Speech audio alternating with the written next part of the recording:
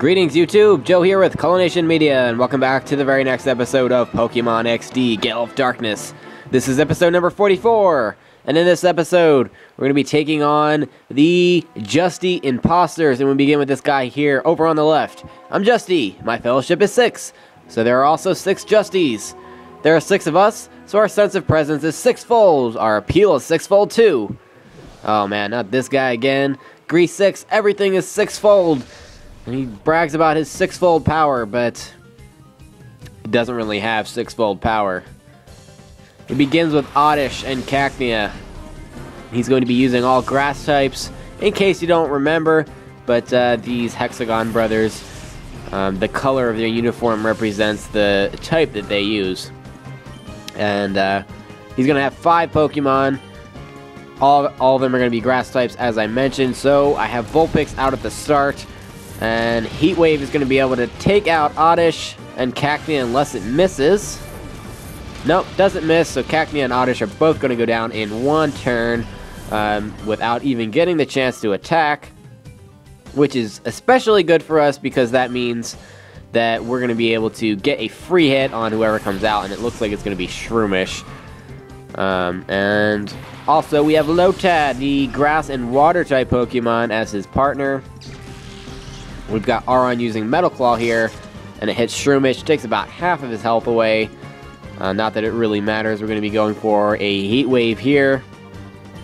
And then we'll do a Headbutt on Lotad to finish him off, hopefully before he even gets the chance to attack.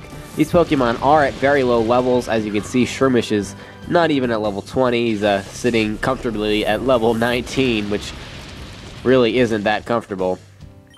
That almost knocked out Lotad in one hit, even despite not being super effective. And his last Pokemon is going to be Pineco. And we've got Aron using Headbutt here. That's going to take out Lotad, so we only have to worry about the Pineco now, which really isn't that daunting if you ask me.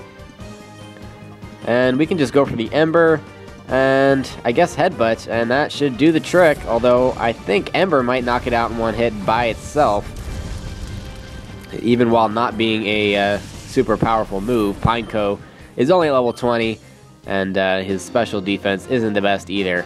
That does it for Grease 6. I feel crushing disappointment, 6-fold, I'm sure you do. You look like you got shot. You haven't seen anything of our brotherly love yet. 6-fold, and he leaves. 6-fold, and he leaves us a battle CD, not 6-fold. It's actually 28, but that works too. We'll move on to the center, Justy. You're too young a kid to understand this, but women, they don't like snooty kids. So I figured by impersonating Justy, oh yeah, you'd attract all the women, right? Yeah, they all know you, there's no point in chatting them up. So instead of getting dates, he's going to be fighting us. It's Cypher Peon Perp 6, and I really like the purple uniform. I think it looks really good. I don't know. I think it looks better than the standard white. But they're going to start off with Coughing and Grimer, the classic poison types from the original games. That was a big Team Rocket type battle right there, Coughing and Grimer. And Coughing has much lower special defense than physical defense. Yes. He has lower special defense than physical defense, and Grimer's the opposite. And I'm sorry, I just had a total brain fart right there, so I apologize about that. I just happened to get the critical hit on Grimer, and that's what knocked him out. And that's what confused me. It threw me off. Perp 6. Crazy. Crazy man. He also has a Tentacool, is water and poison type. And it has very low physical defense, so we're going to be preying on that. As well as hitting it with another Heat Wave here. Coughing is going to go down to that very easily. And then Tentacool actually avoids the attack, which really doesn't bother me that much because Aron's going to be able to knock it out very easily with a Headbutt because of its low defense. Goes for the Safeguard, which is actually really good for us because I thought it was going to go for a Bubble Beam. And both of our starting Pokemon here are both weak to water types, so that could have been really bad, but Turns out that that isn't the case because the AI once again comes through for us. And all he is left with is a level 20 Zubat, and that's not going to be much of a match for our team right now. We're going to go for the Ember, even though Heat Wave probably would have knocked it out in one hit. Brings him down into the red, and he goes for the Leech Life. I was hoping for no Supersonic, and instead he goes for the Leech Life, which does a whopping 1 damage to Vulpix. Metal Claw from Aron finishes off the Zubat, and that finishes off Cypher P on Perp 6. And somehow, we were able to get out of this battle without getting poisoned. I chose Aron for a reason, because he can't be poisoned. He's completely immune to all poison-type moves and the poison condition, but I was afraid that Vulpix was going to get poisoned throughout that battle, but that didn't happen, so not that I'm complaining. We picked up Battle CD number 8 there. And now, what do I want to do here? I guess we'll have Vaporeon be out in the front there. And, oh, I've seen that kid before. Wasn't he at the Desert Lab? Oh, no, my mistake. I'm Justy now. Couldn't have been him. Hi there, I'm Justy, and I brawl for justice. I brawl for justice. Oh, you Resix. Yeah, I knew it was you. You little snoop. Why can't you just let certain things slide by? Well, because you said you like to brawl for justice. Nobody would ever say brawl for justice. Except you. Actually, I can think of a couple of other people who would too, but that's not the point. He's going to begin with the 2 fire types, and he only has 2 Pokemon. So this is a very quick and easy battle. It's going to be Slugma and Numel. Both are weak to water, and Numel is quad weak to water, so we'll have Vaporeon take him out with Water Pulse easily in one hit. Probably could have taken out like 2 or 3 Numels, you know, combined. Anywho, Numel goes down there, and the reason you want to take him out first is because he can use ground-type moves, and Aron is quad weak to ground, so we don't want to get, you know, messing around with that. Get caught up in that, whatever. I think that's what I meant to say. Mudslap takes away half of his HP, which is really freaking sad, because it's not even a stab move for Aron. Water Pulse is going to finish off Slugma, so we don't have to touch it, because it can have the Flame Body ability, which oftentimes will poison you when you make physical contact with it, so we got through the grass, fire, and poison type battles without getting poisoned, burned, paralyzed, or put to sleep. I don't know how that happened, but I'm not going to question it. I'm just going to say that I'm amazing, and leave it at that. I was about to say, where's the Battle CD? Battle CD number 19. Alright, so we're halfway through, beating up on these Justies. The last 2 are going to be in the same spot, but the, I guess, other one, the stray one, is over by the entrance here, and this is going to be the water type one, and since we don't have anything that's really good on water right now because we don't have electricity or grass, we're going to stick with Golbat. In other words, I look just like Justy. Yeah, I know, that's kind of what an impersonator is supposed to do. These crazy Cypher peons. We have Blue 6 here, specializing in water types, obviously, and he begins with Horsey and Goldeen. Both are pure water types, although both are very different in the way they approach things. Mainly because Goldeen doesn't even use water-type moves. It may use Water Sport, but it doesn't know anything else, so you don't have to worry about it getting stab moves and using them effectively on you. Also, it has much higher bulkiness, just in general, both on the special and physical sides, as opposed to what Horsey does. And so Horsey is a little bit more fragile. You can knock it out in 1 or 2 hits, whereas Goldeen might take 2 powerful hits or a super effective hit. Another brain fart. Man. Okay, well, we got them both down below half health here. So Wing Attack's going to knock out Goldeen, and it's important that you knock him out because he does know Supersonic, and we all know what that does, and we all know how high their accuracy how high the accuracy is when the opponents use it. Pretty much like 95%. Horsey just keeps spamming Leer, and I don't know why. That could be bad news for us when Beldum does attack, though, considering Beldum can only learn Takedown. Yeah, not so much for Aron, but that could be trouble for Golbat. So let's try to get rid of this thing quickly. We'll use Bite with Golbat to maybe try to get a flinch condition. That would be nice. And we have Aron using Mud Slap, so we can get the accuracy lowered a little bit.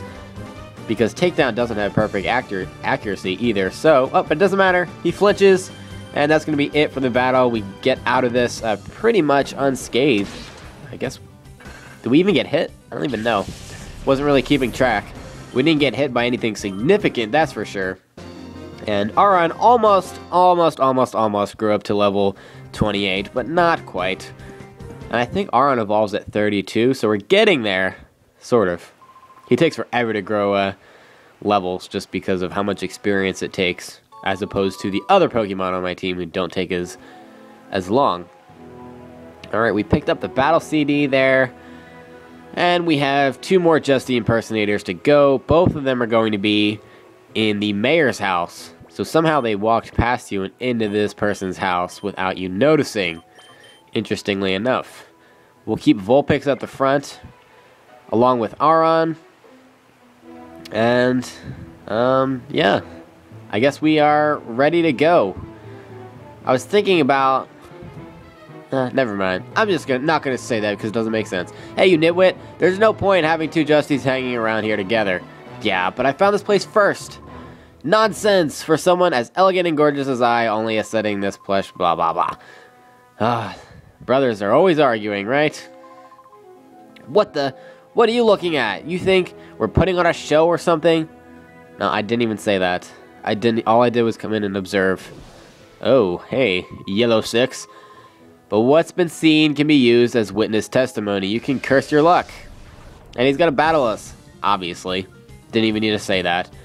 It's going to be Cypher Peon Yellow 6, specializing in the electric type. Clearly. And he has Electrike and Chinchou out on the field to start. Electrike is a pure electric type, and Chinchou is part water, which is bad news for both members of my team. Because Vulpix and Aron are both weak to water. So I'm going to start off with a Heat Wave. Unfortunately, it missed Electrike, who is the one I really wanted it to hit.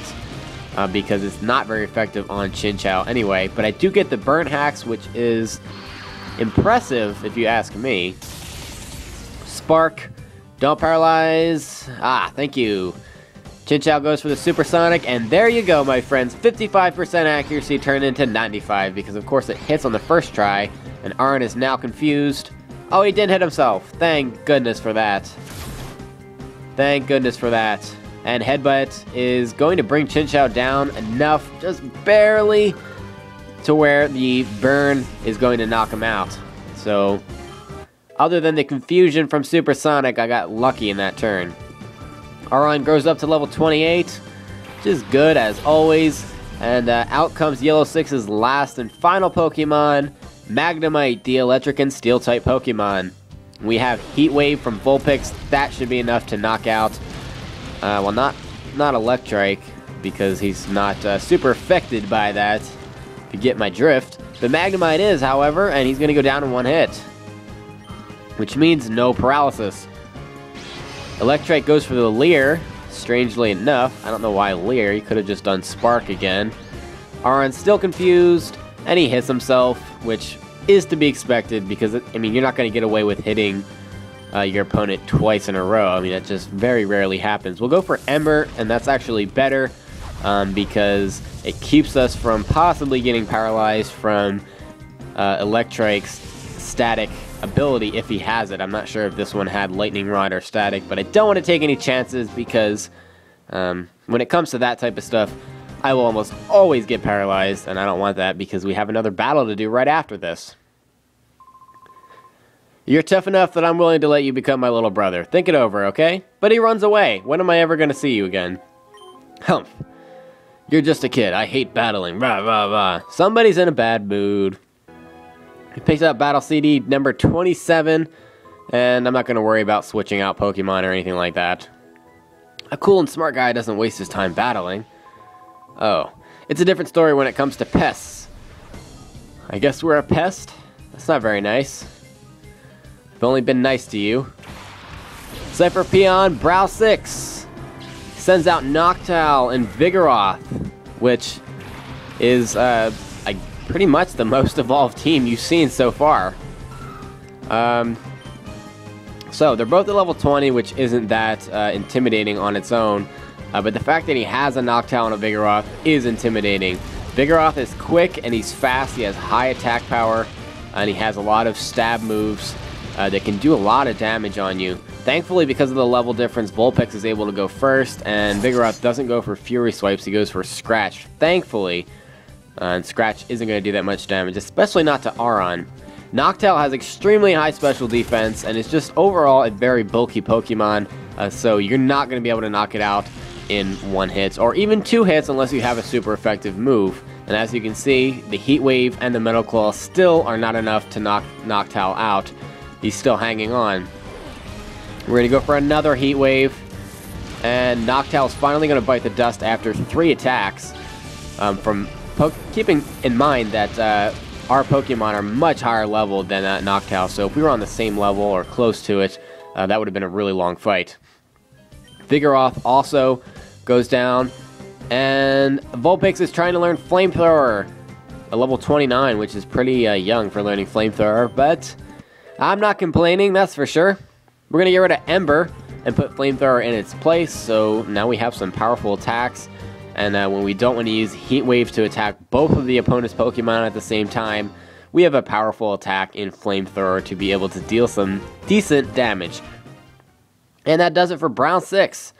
And that does it for all the Justy impersonators at that. Haven't you had enough? Go somewhere else and play. Hey, you're in someone else's house too, so just saying. Battle CD number 32 is ours, and we've defeated all the Justy impersonators. Now we're going to go off to heal in the beds. Anyway, thank you very much for watching, everyone, and please stay tuned for episode number 45. Game on.